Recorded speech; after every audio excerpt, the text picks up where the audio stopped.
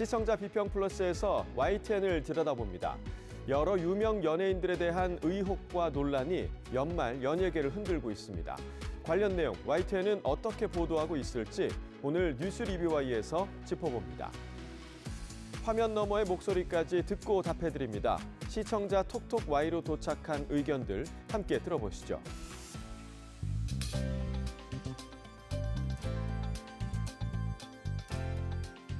시청자 여러분 안녕하십니까? 나경철입니다. 연말 기부 시즌을 맞아 고향사랑 기부제가 직장인들 사이에서 주목받고 있습니다. 이 고향사랑 기부제는 주민등록상 주소지를 제외한 전국 지자체 어디에든 기부할 수 있는 제도로 기부금은 해당 지역의 주민 복지와 지역 활성화 사업에 사용됩니다.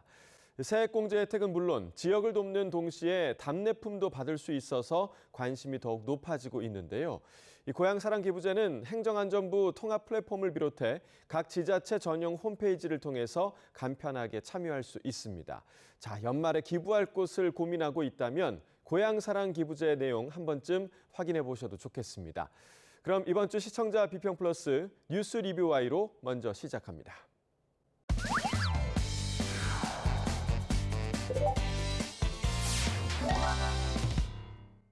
오늘 뉴스 리뷰와의 시간 YTN이 전한 연예계 보도를 살펴보겠습니다. 함께 이야기 나눌 두 분을 모셨습니다. 먼저 김은정 시청자 평가원입니다. 이동우 해설위원 실장입니다. 자, 연말 연예계가 여러 의혹과 폭로 또 논란들로 시끄럽습니다. 파장이 커지면서 저희 YTN도 비중 있게 보도를 하고 있는데요. 자, 먼저 평가원님, 관련한 YTN 보도 어떻게 좀 보셨습니까? 예, 그렇습니다. 최근 언론 보도에서 연예계 이슈가 눈에 많이 띄고 있습니다. YTN도 단신과 해설 보도, 전문가 대담 등을 통해서 관련 사안을 다루었습니다. YTN에서는 주로 문화산업부 기자들이 연예 이슈 관련 보도를 다루고 있었는데요. 사안에 따라서는 사회부 기자의 단신 기사나 리포트도 눈에 띄었습니다. 그런데 YTN 홈페이지를 보면 연예 섹션과 문화 섹션이 구분되어 있더라고요. 예. 연예 섹션을 클릭하면 YTN 스타 웹페이지가 따로 뜨는데요. 보도들을 살펴보면 YTN 스타는 주로 연예계 및 연예인 관련 보도를, YTN 문화부에서는 문화예술계 전반의 사안을 다루는 것으로 보입니다. YTN 스타와 문화부 두 영역 간 차이와 또 취재 분야, 역할 분담은 어떻게 되는지 궁금합니다. 이제 YTN 보도국 문화부에서도 이제 연예 뉴스를 많이 다루는데요. 보도국 문화부에서 다루는 연예 뉴스는 전반적으로 이제 중요한 아이템 위주로 보도를 하게 돼 있습니다. 이를테면 이제 사회적 파장이 크거나 대중의 관심을 이제 많이 끄는 연예인들의 다양한 활동들을 보도국 문화부에서 보도하고 있는 것이고요. 연예 뉴스라고 해서 어떤 타이틀이나 코너가 있지는 않지만 주간 프로그램인 컬처 인사이드를 통해서 인기 연예인들의 삶을 따라가 보고 또 공감하는 코너를 운영하고 있는 것입니다. 초기 기획부터 클릭수를 유도하는 자극적인 내용이 아니라 연예인들의 이야기를 통해서 우리의 삶도 투영해보는 공감의 자리로 이제 제작하고 있는 것인데요.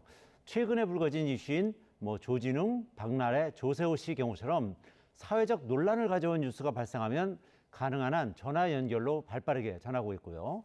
또 리포트도 팩트 전달과 그리고 사회적 파장 분석 이렇게 두 가지로 나눠서 자세히 보도하려고 노력하고 있는 상황입니다. 문화부 연예 뉴스가 굵직한 사안들을 다룬다면 디지털국 소속인 YTN 스타 뉴스는 스타들의 일상과 여러 움직임을 다루고 있는 편이라고 할 수 있겠습니다. 보도국이 문화 전반을 취재하는 것에 비해서 스타 뉴스는 연예 쪽에만 특화되어 있기 때문에요. 취재원 접근성도 높아서 밀착 취재가 가능한 편이라고 할 수 있겠는데요. 그러다 보니까 굵직굵직한 연예계 특종도 하고 있고요. 또 유튜브 채널도 만드는 등 전문 기자들의 활약이 이어지고 있는 것으로 알고 있습니다.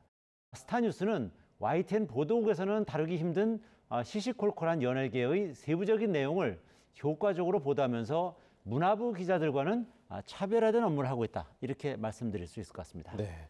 자, 유명 연예인들은 인기와 사회적 영향력이 비례한다라고 볼 정도죠. 말 한마디, 움직임 하나하나가 그 자체로 화제와 큰 관심을 부르고 있는데 이 최근 발생한 연예 이슈들은 사회적 논쟁으로까지 비화하는 모습을 띠고 있습니다.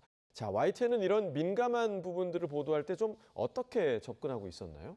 예, 방금 말씀해 주신 것처럼 최근 불거진 연예계 이슈는 새로운 사회적 토론거리를 제기하기도 하고요. 또 안일했던 의료 행위 인식과 또 관리 체계에 대해서 경각심을 불러일으키기도 했는데요. 사안의 진행 상황부터 여파에 대해서 정리한 보도들이 상황 정보를 이해할 수 있게 도움을 주었습니다. 12월 8일 뉴스온에서는 문화산업부 김승환 기자가 스튜디오에 출연해서 방송인 박나래 씨와 배우 조진웅 씨 관련 사안에 대해서 설명했습니다. 소속사가 아닌 박나래 씨가 직접 입장을 밝혔네요. 네, 갑자기 입장문을 오늘 내는데요. 예. 처음 매니저 갑질 의혹이 나오고 보도가 나온 다음에 나흘 뒤에 오늘 처음으로 입장을 낸 겁니다. 네. 먼저 그래픽 내용을 보고 좀 말씀을 드리겠는데요. 이 내용을 보시면은 어제야 전 매니저를 만나서 오해와 불신을 풀 수 있었지만 모든 게 자신의 불찰로 생각한다 이렇게 밝혔고요. 이제 갑질 의혹이 불거졌던 그 매니저와 함께 그 사이에 있었던 고소고발이 이뤄진 거, 이 내용은 어떤 부분인가요? 이 부분이 굉장히 의견이 첨예하게 엇갈려서 저희도 예. 되게 이제 말씀을 드리기 되게 조심스러워요. 흔히 예. 말해서 우리가 중립기여를 받고 말을 한다 이렇게 말씀을 드리잖아요.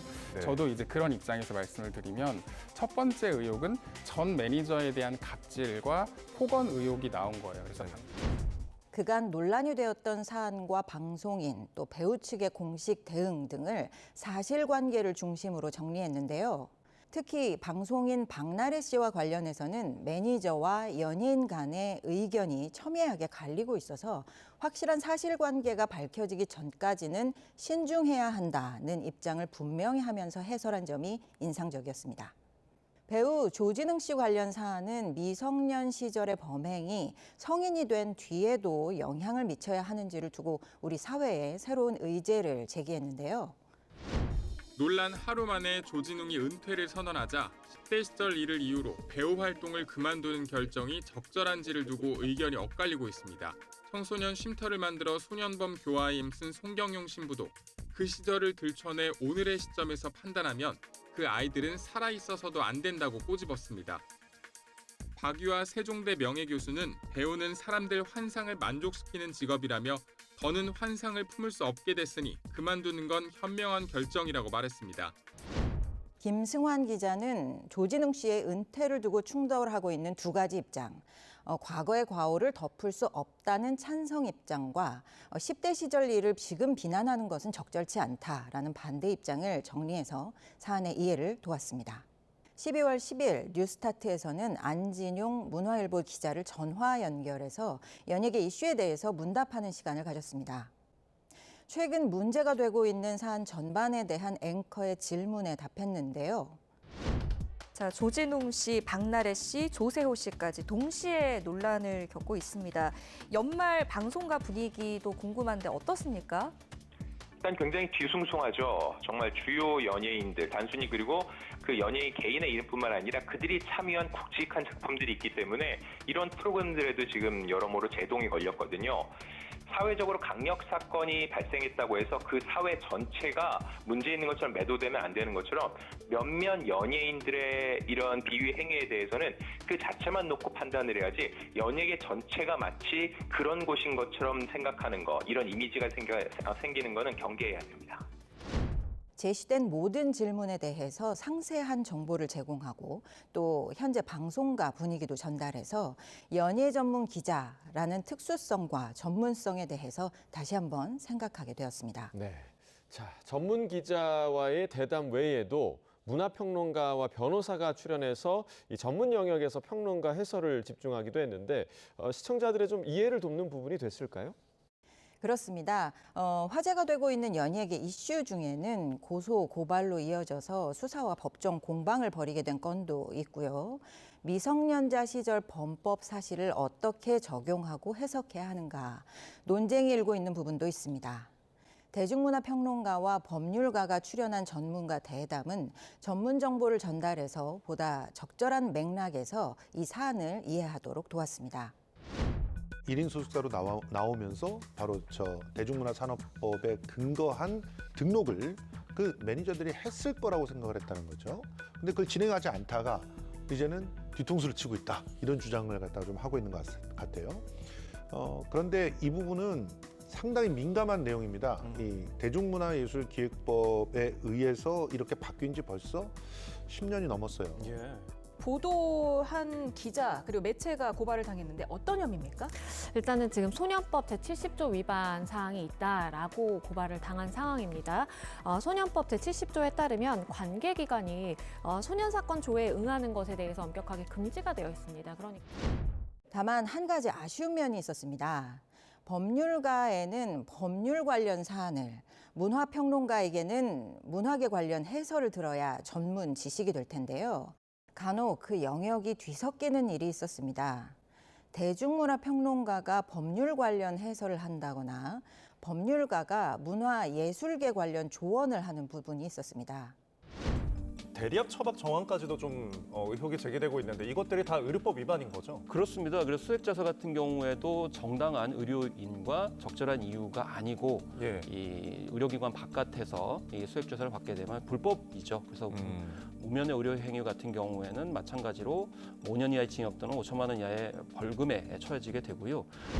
전문가 대담 질문을 구성할 때 해당 전문 영역에 맞게 좀 더 세심하게 검토해야 할 것으로 보입니다.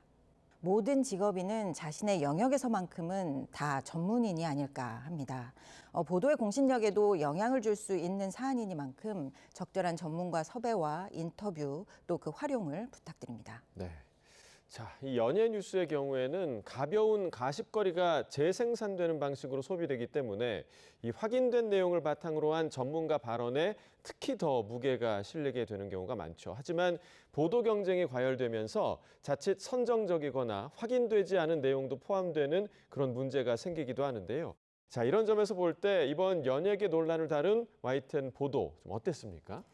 이번 보도를 비평하기 위해서 뉴스 데이터 포털 빅카인즈를 통해서 특정 인물과 단어를 포함한 보도를 검색해 봤는데요. 2025년 12월 1일부터 15일까지 2주간 YTN에서는 해당 기간 총 219건의 보도와 논평이 추출되었고요. 해당 보도에서 가장 많이 다루어진 단어들을 살펴보니 소년범 출신, 조직폭력배 연루설, 갑질, 추가폭로, 가압류와 같은 단어들이 가장 많이 눈에 띄었습니다. 하루 보도량이 가장 많은 날은 12월 8일로 이날만 YTN에서 총 45건 관련 보도와 콘텐츠가 등록되어 있었습니다. 앞서 살펴본 바와 같이 법률가가 출연해서 해설한 대담도 여러 건이 있었고요. 기존에 편성되어 있던 정치 해설 대담에서도 한 꼭지로 이 사안이 다루어졌습니다. 그리고 눈여겨볼 만한 부분이 이 대담들은 한 번 더 발췌되어서 YTN 홈페이지와 유튜브 채널에서 유통되고 있었다는 것입니다. 여기서 온라인 콘텐츠의 헤드라인 표현은 한층 더 자극적이었습니다. 생매장은 잘못 대 좌파 범죄 카르텔, 정치권으로 번진 조진웅 논란, 조진웅 이유 없이 내 얼굴에 주먹질, 감독의 폭행 피해 폭로. 지금 제가 예시로 든 문구들은 12월 8일 해당 사안을 다룬 YTN의 온라인 콘텐츠 제목들입니다. 여기서 언론 고유의 기능이자 영향력을 의제 설정 이론으로 설명해 볼 수 있겠습니다. 언론이 특정 메시지를 반복 노출해서 수용자로 하여금 무엇을 중요하게 생각하게 할 것인가에 영향을 미치고요. 나아가서 그 사안을 어떻게 인식하게 할 것인가에까지 영향을 미친다는 이론입니다. 다시 말해서 언론의 보도량과 보도 관점이 여론 형성에 영향을 준다는 것입니다. 최근 정치 사회적으로 중요한 이슈가 많은 시국에 연예계 이슈에 관심이 쏠리고 또 그 논란이 정치 진영 대결로까지 확산되고 있다, 이런 우려가 많은데요. 여기서 언론의 역할과 책임에 대해서 생각해 볼 필요가 있겠습니다. 문화계, 연예계, 뉴스를 어떠한 관점에서 다루고 해설하고 논평해야 할지 다시 한번 성찰해 주시길 부탁드립니다. 네. 자, 관련해서 YTN에서는 어떤 가이드라인이 마련돼 있고 또 실제 보도 과정에서는 어떤 점을 유의해서 취재하고 보도하고 있을지 어떻습니까, 실장님? 네, 사실 연예 뉴스에 있어서 선정성은 상당히 이제 조심스럽고 그리고 상당히 이제 유의해야 하는 이제 그런 부분인데요. 예. 연예계 소식 같은 경우는 이제 대부분 자극적이고 이제 선정적인 내용들이 많고요. 한번 이슈가 터지면 여러 의혹들이 이제 쏟아져 나오면서 어느 부분까지 보도해야 할지 망설여지는 경우가 이제 많은 게 사실이고요. 다만 이제 고 이선균 씨 사건 이후에 몰아가기식 의혹 보도를 자제하자는 움직임이 있기는 합니다. 당시에 클릭수 경쟁이 이제 치열해지면서 언론사들이 확인되지도 않은 사실들을 쏟아내면서 이선균 씨를 죽음으로 더 내몰았지 않았느냐 이런 평가와 반성이 있었는데요. 보도국 문화부는 의혹을 일일이 따라가기보다는 팩트가 명확할 때 보도를 하고요. 또 논란이 있을 때는 한쪽 편만 취재하는 것이 아니라 양쪽의 얘기를 모두 내보내는 것을 기본으로 하고 있습니다. 한마디로 말해서요. 팩트 보도 위주로 하고 마녀 사냥식의 보도는 자제하고 있다 이런 말씀을 드리겠습니다. 의혹이 있어도 이에 따른 소속사 입장이 나왔을 때야 전화 연결과 리포트 제작을 하고 있고요. 또 YTN이 선정적이고 자극적인 보도를 하기보다는 중심을 잡으면서 품격 있는 방송을 지향하고 있는 만큼 보도국 문화부도 거기에 발맞춰서 앞으로 방송을 해나간다 이런 계획을 가지고 있습니다. 네, 자 이번 연예계 논란을 계기로 방송가를 포함한 언론 보도 행태에 대해서도 자성이 필요하다 이런 목소리가 나오고 있습니다. 이 사실 확인을 바탕으로 문제의 본질을 분명히 짚고 그에 따른 책임과 재발 방지 방향을 모색할 수 있도록 보도에 더욱더 신중을 기하겠습니다.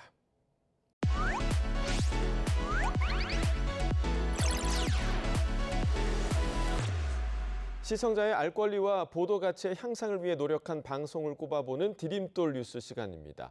자, 평가원님, 이번 주에 주목할 만한 보도, 어떤 보도였습니까? 예, 이번 주 디딤돌 뉴스로는 팩트 추적, K컬처의 빛과 그림자 편을 꼽아봤습니다. 네. 이 보도에서는 최근 세계적으로 인정받는 K컬처에 대해서 세계인들이 호감을 갖는 이유와 그 경제적 파급 효과를 진단했는데요. 여기에 그치지 않고 화려함 뒤에 숨겨진 그림자와 해결 과제도 진단했습니다. 연예계 문화계가 발전하기 위해서 반드시 개선해야 할 과제로는 연습생 착취와 불공정 계약, 또 연예계 종사자들의 취약한 노동 환경, 외국 플랫폼의 수익 구조가 집중되고 있는 상황 등을 조명했습니다. 사실 보도 전문 채널에서 연예계 이슈를 다루는 일이 쉽지만은 않죠. 그래서 현장 기자와 편집권자들도 어느 선에서 어떻게 다루어야 할지 많은 고민을 갖고 계시리라고 보는데요. 보도 전문 채널이 지향해야 하는 연예 보도의 가치와 방향이 아닐까 생각하던 와중에 마침 YTN에서 발견하게 되어서 기쁜 마음으로 이번 주 디딤돌 뉴스로 꼽게 되었습니다. 네. 자, 가장 한국적인 것이 가장 세계적이다라는 말을 어느 때보다 실감할 수 있는 것 같습니다. 그런 의미에서 한국의 엔터테인먼트 산업을 조명하는 프로그램의 방향성이 시청자의 반향을 일으켰다고 볼 수도 있겠는데요. 이 팩트 추적 제작진을 직접 만나서 기획 의도부터 또 제작 비하인드까지 들어봤습니다. 지금 바로 만나보시죠. K컬처 같은 경우에는 이제 뭐 단순한 유행이나 특정 영역에 이제 국한되지 않고 뭐 산업, 외교, 관광 등의 영역으로 이제 확장돼서 한국 사회에 좀 중요한 축이 되어가고 있는데요. 세계적인 관심과 함께 그 경제적인 그 성과도 같이 커지고 있다 보니까 화려한 성과만이 아니고 그 이면에 구조적인 문제들은 좀 어떤 것들이 있고 그 문제들을 해결하기 위해서는 좀 어떤 방향으로 나아가야 하는지 그런 것들을 좀 모색할 필요성이 있다고 생각을 했습니다. 아이돌 연습생이 48시간 동안 연락이 되지 않으면은 위약금을 1억 원을 물어내야 한다. 그런 계약 조항들이 좀 다수 있다고 하더라고요. 근데 이런 것들이 단순 개인의 문제가 아니고 좀 구조적인 문제라고 생각을 했습니다. 근데 이런 구조적인 문제가 장기화될 경우에는 포스트 블랙핑크, 포스트 BTS 같은 새로운 인재들이 발굴되지 않을 수 있겠다고 생각을 했습니다. 일단은 그 연예계 대중 이슈는 정말 사람들의 관심이 많은 영역이거든요. 그래서 구체적인 사실 확인보다는 좀 의혹성을 빠르게 좀 전달하는 데 초점이 맞춰지는 경우가 많이 있다고 생각을 합니다. 그래서 연예 이슈 같은 경우에는 단순 개인의 뭐 도덕성이라든가 의혹을 전달하는 것뿐만이 아니고 그 안에 어떤 뭐 사회적인 함의 또 구조적인 문제가 있다면 그런 것들을 같이 종합적으로 다뤄야만 좀 가치 있고 의미 있는 보도가 될 거라고 생각합니다. 네, 그럼 오늘 뉴스 리뷰와이 마무리해 보겠습니다. 두 분 오늘 말씀 잘 들었습니다. 고맙습니다.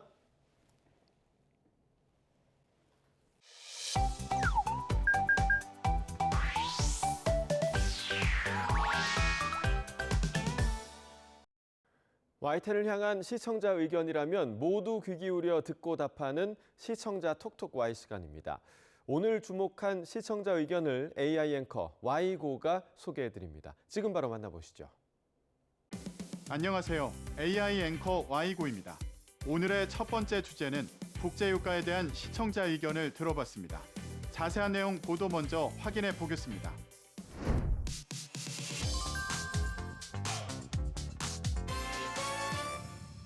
AI 거품론에 흔들리고 있는 미국 증시의 연말 랠리는 금리 인하 여부가 크게 좌우하게 됐습니다.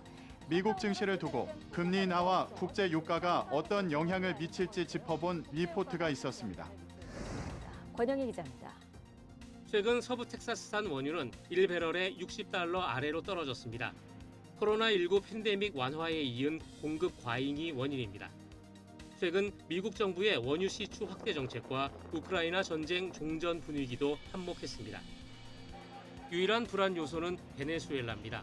미국은 마약과의 전쟁을 이유로 베네수엘라를 압박하고 있습니다. 우크라이나 전쟁 종전 분위기, 베네수엘라 압박 등 주요 이슈를 짚고 국제 유가 흐름을 설명한 보도였는데요. 미국 증시의 연말 랠리 여부로 금리 인하와 국제 유가가 중요하다고 분석한 보도였는데 석유 수출국 기구인 오펙의 최근 정책 등 국제 유가에 미치는 영향을 분석해줬다면 신층적인 정보를 제공했겠다는 시청자 의견이 있었습니다. 시청자 톡톡와이에서 석유 수출국 기구 오펙이 최근 발표한 내용에 대해 살펴봤습니다. 석유 수출국 기구 회원국과 러시아 등 주요 산유국으로 이뤄진 오펙 플러스는 사우디아라비아, 러시아, 아랍에미리트, 카자흐스탄, 쿠웨이트, 이라크, 알제리, 오만 8개국으로 구성됐는데요. 오펙 플러스는 세계 원유 공급의 절반을 담당하고 있는데 지난달 회의를 통해 2026년 1분기 원유 생산을 목표로 추가 증산을 중단하고 현 수준에서 유지할 전망이라고 전했습니다. 이러한 결정은 수요 둔화, 공급 과잉 우려, 지정학적 불확실성, 유가 방어 등의 여러 이유를 들 수 있는데요. 이번 오펙 플러스의 결정에 대해 8개국 에너지 장관들은 1분기는 전통적으로 수요가 약한 시기이기 때문에 계절적 수요 둔화를 반영한 것이라고 증산 중단 이유를 설명하기도 했습니다. 또 이번 결정의 이유는 공급 과잉 우려 때문도 있는데요. 국제에너지기구는 지난 10월 보고서에서 내년에 최대 하루 400만 배럴의 공급 과잉이 나타날 수 있다고 전망했습니다. 이는 세계 석유 수요의 약 4% 수준에 달합니다. 뿐만 아니라 국제 유가가 러시아, 우크라이나 전쟁 종전 가능성 등으로 하락 압력을 받고 있는 것도 영향을 미쳤다고 보는데요. 평화 협상이 합의되면 러시아에 대한 미국 제재가 완화되면서 원유 공급이 늘어날 수 있기 때문이라고 합니다. 다음으로 시청자 톡톡과의 두 번째 주제는 페달 오조작 방지 장치에 대한 시청자 의견을 들어봤습니다. 어떤 내용을 담고 있는지 이어서 확인해 보시죠.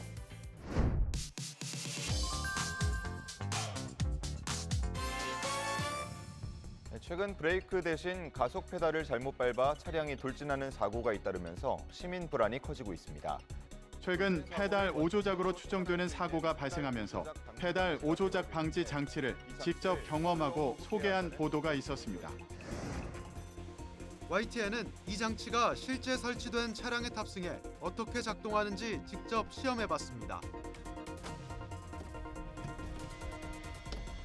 발이 아플 정도로 여러 번 밟았는데도 차의 속도가 전혀 붙지 않습니다.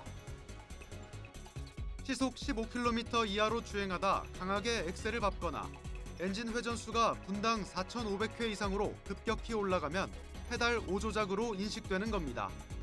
고령 운전자 141명이 이런 장치를 석 달간 이용하는 시범 사업에서 오조작 의심 사례는 무려 71건으로 확인됐는데 모두 장치가 정상 작동해 사고를 방지했습니다. 기자가 페달 오조작 방지 장치를 직접 체험하며 자세하게 설명하고 관련해 앞으로 시행하게 될 제도들을 설명했는데요. 페달 오조작 방지 장치에 대한 실험 결과를 다룬 보도였는데 장치 자체의 설치 비용과 정부의 지원 방안 등 논의를 함께 다룬다면 실용적인 정보가 됐겠다는 시청자 의견이 있었습니다. 시청자 톡톡아이에서 페달 5조작 방지 장치에 대한 다양한 내용을 정리해봤습니다. 페달 5조작 방지 장치란 운전자가 정차 또는 시속 15km 이하에서 빠르게 깊게 가속 페달을 밟을 경우 급가속을 차단하는 장치입니다. 전진뿐 아니라 후진에서도 같은 조건이 감지되면 가속기를 완전히 닫힌 상태로 인식하고 출력 신호를 제한해 비정상적인 페달 입력을 강제로 눌러주는 구조인데요. 장치는 배당 약 44만 원 수준이며 앱을 통해 페달 5조작 데이터와 DTG 정보를 함께 수집해 운전 패턴까지 분석한다고 합니다. 지난 10월 국토교통부는 오는 2029년 1월 1일부터 제작 수입하는 신차인 승용차 3.5톤 이하 승합 화물 특수차에 페달 5조작 방지 장치의 장착을 단계적으로 의무화하는 내용의 자동차 및 자동차 부품의 성능과 기준에 관한 규칙 개정안을 입법 예고했는데요. 승용차는 2029년 1월부터 승합, 화물, 특수차는 2030년 1월부터 의무 장착이 적용됩니다.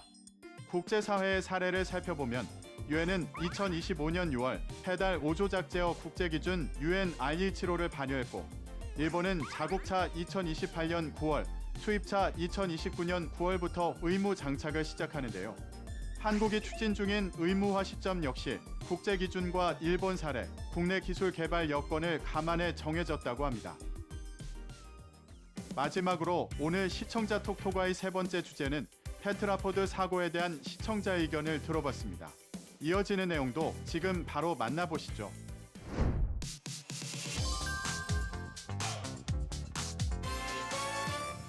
파도와 해일 피해를 막기 위해 설치된 테트라포드는 높이가 최대 5m에 달해 추락하면 자력 탈출이나 구조가 어렵습니다. 테트라포드 추락 사고 사례를 전하며 얼마나 위험한 사고인지 알리고 주의가 필요함을 전한 보도가 있었습니다. JCN 울산중앙방송 나경훈 기자입니다. 지난 1월 테트라포드에 올라간 40대 남성이 발을 헛디뎌 추락하는 사고가 났습니다.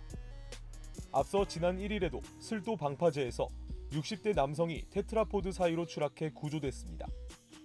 울산의 테트라포드 추락 사고는 해마다 반복되고 있습니다. 올해 발생한 사고는 현재까지 7건, 이미 지난해 건수를 넘어섰습니다.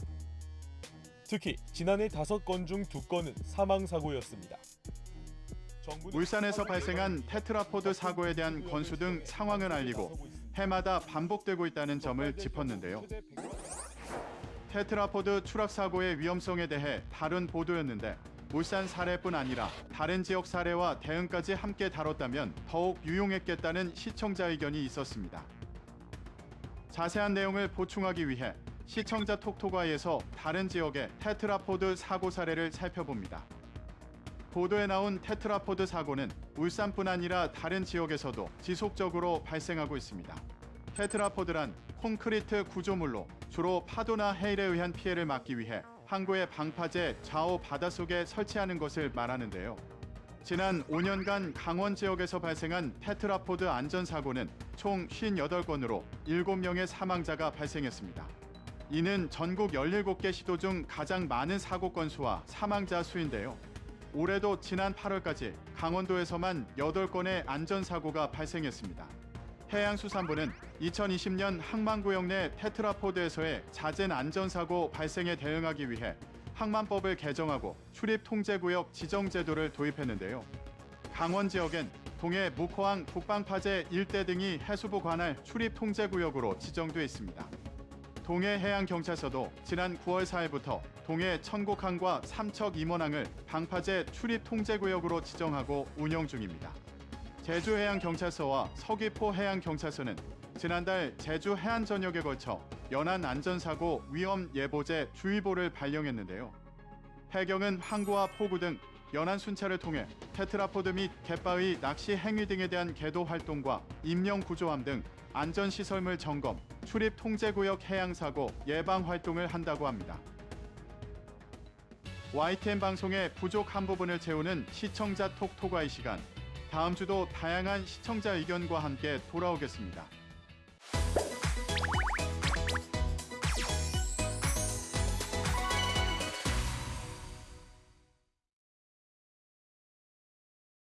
안녕하십니까.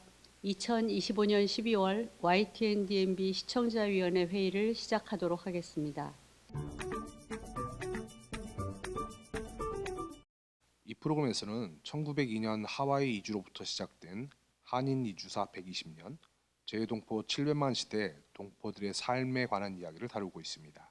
첫 번째 사례로 소개된 아르헨티나 한인 사회의 이야기는 음악을 통해 소통하고 있는 아르헨티나 이민 60주년 기념행사 위원장 양원준 씨가 음악을 통해 자신이 느꼈던 모국과의 연대감을 동포 청년들과 함께하고자 밴드 활동을 통해 지속적으로 한국의 문화를 전파하고 한국 동포들의 위상을 알리며 한국과 아르헨티나의 연대를 이어가는 내용을 소개하고 있습니다. 재외동포들이 각자의 나라에서 대한민국 경제 영토의 천방역할과 더불어 한국의 영향력을 높여가는 데 있어 각계 분야에서 활약하고 있는 모습을 자세하고 설명하고 있는 점은 매우 잘 구성되었다고 생각합니다. 핵심 내용은 자연의 회복 능력에 맡겨 복원한다는 것이었습니다. 많은 연구원들이 직접 훼손지를 찾아가서 식물의 종자를 채종한다고 했습니다. 훼손지 복원을 훼손지에 서식하던 식물로 하는 것입니다. 유전자를 이어갈 수 있도록 보호원에서 키우고 이렇게 키운 식물을 원래 살던 서식지로 보냅니다. 그렇게 해야 식물이 살아남을 확률이 높아지기 때문입니다. 특집 다시숲은 막연하게 알고 있던 지식의 의문을 제기하고 구체적으로 이해하고 공감할 수 있는 이야기를 들려주었다는 점이 좋았습니다. 이번 프로그램에서는 모국을 넘어 전 세계를 무대로 각계 분야에서 활약하는 동포들의 모습과 그 영향력이 다시 대한민국으로 향하고 있음을 보여주고 있습니다. 이슈의 인물은 과테말라 한인회장 이기곤 씨입니다. 그는 한인회를 단순히 행정적인 조직이 아닌 동포들의 든든한 울타리로 친정 같은 한인회로 만들겠다고 하였습니다. 개인별로 현재 생활을 보여주고 인터뷰도 직접 응해주어 각기 다른 나라의 현장도 보는 것 같고 재외 동포들의 모습에 공감도 되었습니다. 현지에 적응하면서도 우리의 것, 모국을 지켜가며 사는 700만 명의 재외 동포들에게 우리는 동행이라는 말로 응답해주면 어떨까 생각해 봅니다. 프로그램의 키포인트는 현재가 아닌 미래의 K입니다. 현재 뜨거운 K-팝이나 K-드라마가 아닌 넥스트 레벨을 강조하면서 한국의 웹툰, 화장품, 향수, 푸드, 스타트업, 군 페스티벌 등 새로운 분야에 진출하여 성과를 거두고 있는 다양한 K-제품과 기업들을 소개합니다. 외국인 인터뷰, 그리고 전문가 분석 등이 혼재되면서 우리는 어느새 한국의 이야기는 지금 세계의 이야기로 자라고 있습니다.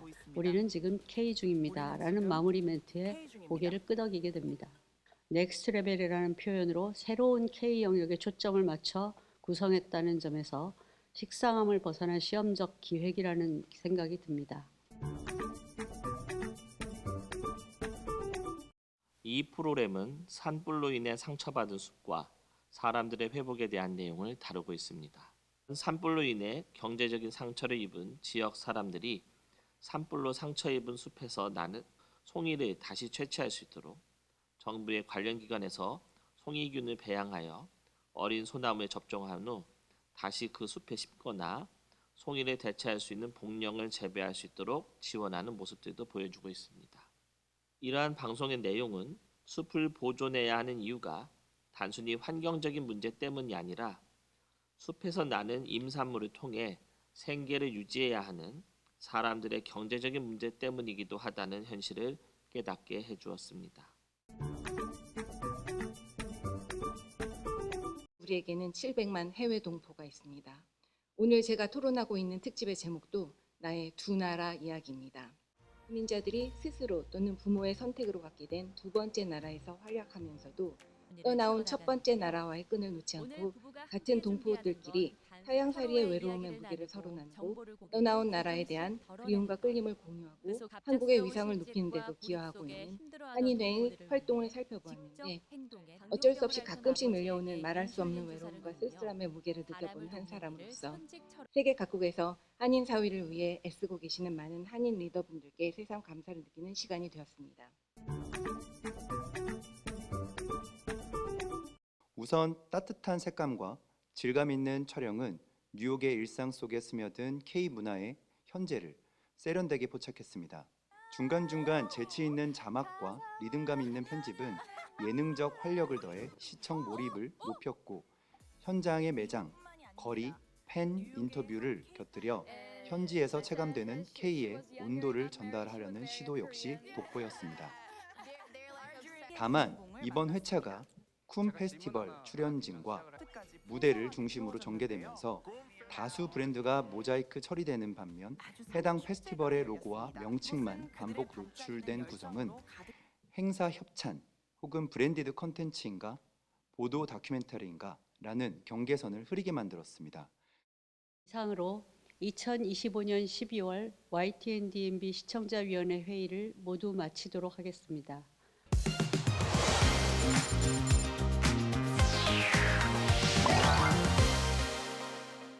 YTN의 보도를 되짚어보는 데 있어 시청자 여러분의 목소리는 중요한 기준이 됩니다. 방송에 대한 여러 의견들 SNS와 홈페이지를 통해 남겨주시고요. 시청자 비평 플러스는 다음 주 보다 깊이 있는 시선으로 찾아뵙겠습니다. 시청해주신 여러분 고맙습니다.